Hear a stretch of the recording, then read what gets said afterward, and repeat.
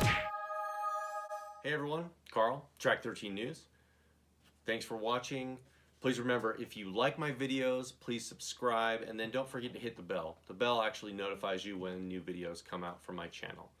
So I've got a batch of parts from GPM, and they graciously sent them out for a review and testing, and I'm going to do just that. I'm going to break these up into 4 videos, so if you like what you see, click the next one, watch those, and after I get them all installed, we'll drive the Kraton like it's stolen and see how durable they are.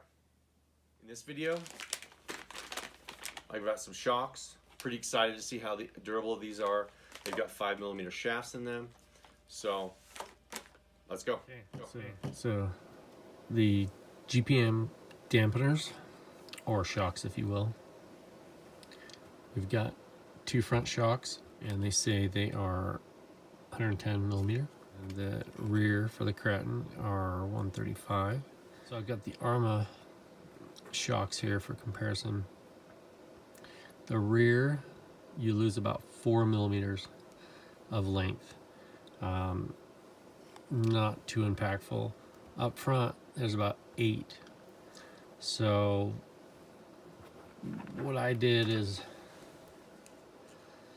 I actually unthreaded that, maybe 3-4mm maybe, to give myself a little bit more travel. And I actually put 80 weight oil in these. Now they have orange springs. They're not techno orange springs, but they are stiffer, a lot stiffer than these. Well, I get this apart. The pistons have 3 holes in them. It has a aluminum shock collar that's adjustable. See the lock nut, an aluminum washer or spacer, shock mount, and then a stainless steel screw. Now I did use the rubber piece from the Arrma. Now as far as comparison, that is a 14.2mm shock,